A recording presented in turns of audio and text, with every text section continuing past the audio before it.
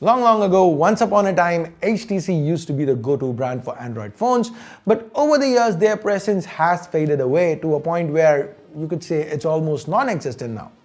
Can you believe it's been almost 5 years since I last covered an HTC phone here on C4eTech?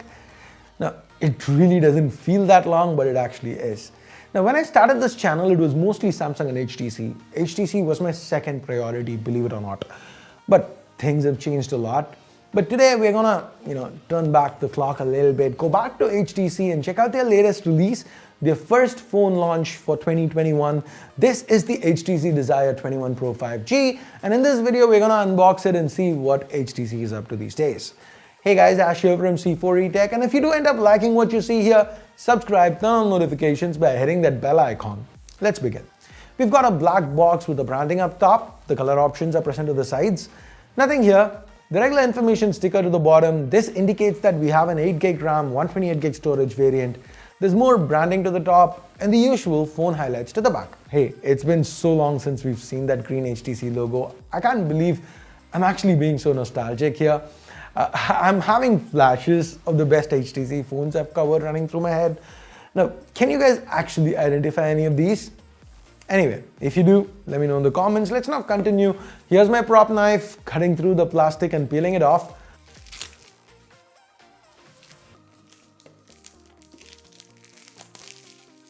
Moment of truth, our first HTC phone in ages.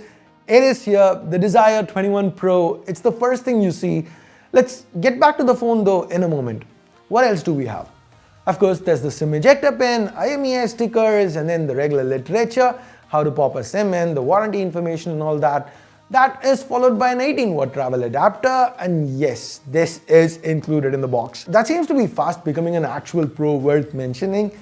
Sad as it might be, c'est la vie. Next, we have a standard USB Type-C cable and a not so standard pair of earphones. This feels a little too light. I'd even say cheap, but given it's in the box, can't really complain. EarPod style with a Type-C connector, so seems to be no headphone jack. And it is now time for us to remove the protective plastic of the HTC Desire 21 Pro 5G. Man, that is a mouthful. Anyway, getting the phone out, this back, it looks quite nice. We have golden accents around the camera. The power key is also in that same golden color. This power key, it has a fingerprint scanner built in. Seemingly, it's HTC's first such implementation. Other placements include a speaker, USB Type-C port and primary microphone to the bottom, a hybrid tray to the left. Up top, we just have the secondary noise cancelling microphone, and hey, the volume buttons are present to the right above that power key. We also get another biometric authentication option in the selfie camera, which is present in this hole punch. This is a 16 megapixel sensor, and as you can see, it does seem to do quite well. Sharp and crispy shots, the skin tones are on point. Even with the light coming from behind the subject, it seems to perform well. Around and beneath this camera is a 6.7-inch IPS LCD panel. The aspect ratio is 20:9 and the resolution Full HD+. So the pixel density is almost 400 pixels per inch, quite respectable. The colors are vivid, especially for a non-OLED panel. This is bright enough so that shooting outdoors was not a problem. I could easily see the screen. The refresh rate is 90 Hz, pretty smooth. Whether you're moving around the UI or playing a game that supports high refresh, you're gonna have a smooth experience here. Now, another important aspect of having a smooth experience is the hardware inside. So does the Desire 21 Pro have the hardware chops to back it up? It seemingly does. We have a Snapdragon 690 chip running the show, and it managed to keep pushing the necessary pixels without any stutters. Even the user interface was pleasant to use. I mean, this part made me a little sad, to be honest. To me, HTC has always been Sense UI.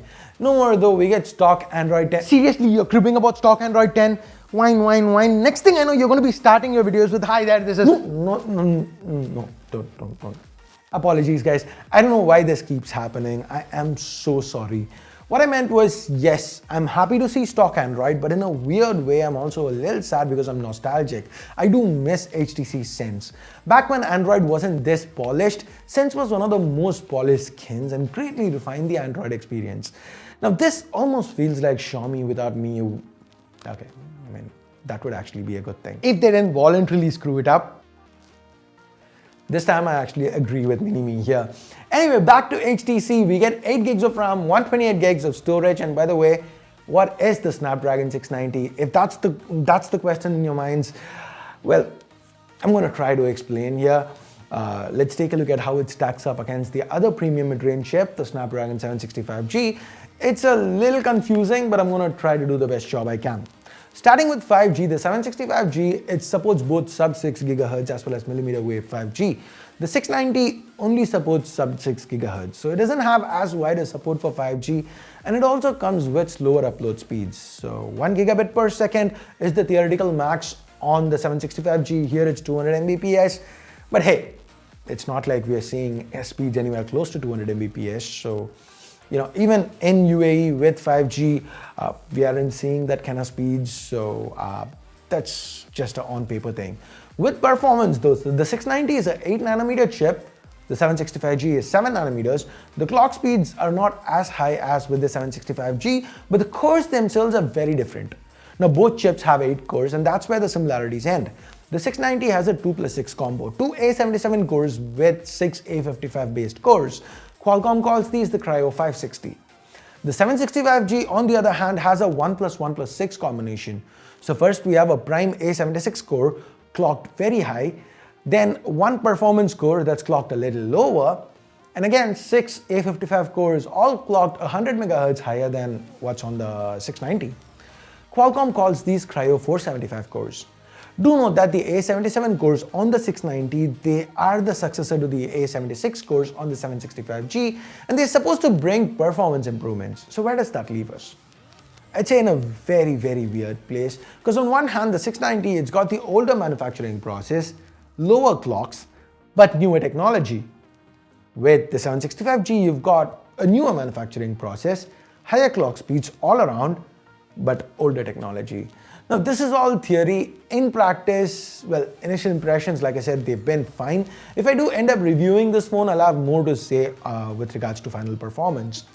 And now let's get to the one area of the interface that HTC still tinkers around with, the cameras. And this I actually wasn't a huge fan of. Actually, one thing over here, you see this, you see how we get to ultra wide. This is what happens with a lot of phones. Can't do that with HTC though. You can crop in by tapping on this, but for ultra wide, you gotta go here and choose it as a separate mode. It's quite annoying, to be honest. Anyway, the hardware, we get 4 sensors to the back, a primary 48 megapixel f1.8, 8 megapixel f2.2 ultra wide, and 2 megapixel macro and depth sensors that are just making up the numbers. The pictures, they turned out quite nice under good light. They were crisp. I especially like the dynamic range. There's a slight color difference between the primary and secondary, which I did not like. Indoors, the primary sensor, it continues to do well, while the ultra-wide, in typical mid-range fashion, entirely falls apart. Now, before we wrap this up, let's return back to the build. I did kind of get sidetracked. Despite the use of plastic, the Desire 21 Pro weighs in above 200 grams, 205 to be precise. The reason? HTC, they've crammed in a 5000 mAh battery, so I expect battery life to be excellent. But this also means the phone's 9.4 millimeters thick, so it doesn't feel very sleek. Add to the fact that the back's plastic, and you end up with a very generic feeling phone. How the mighty have fallen. In the past, HTC used to have the best built-in designs, and while there's nothing particularly wrong with this build, there are no creaks, no wobbles. Hell, the matte plastic back is better than a lot of other implementations, but the design is so run-of-the-mill that I can't help but feel a little underwhelmed by it. Anyway, as of now, the Desire 21 Pro 5G is only available in Taiwan, and the price is 11,990 new Taiwan dollar. That converts to about 425 US dollars or about 31,000 Indian rupees. That seems to be a little on the higher side for what's on offer, but hey, the value of this phone isn't what we are actually looking at with this video. What we are looking at is HTC and what they're up to right now. So what do you guys think about it? Do you feel this is a nice little mid-ranger? Do you think HTC has any chances of making a comeback? Or do you think they should be doing things differently? Sound off in the comments below. Let's talk all things HTC there. And with that, it is time for me to bid you adieu. We are at the end of this video. Thumbs up, thumbs down based on whatever you felt about it. Subscribe, turn on notifications by hitting that bell icon if you haven't yet. And thanks a lot for watching. Till next time, my name's Ash. You've been watching C4 Retech, and I'm signing off for now. You guys have a great day. Bye-bye.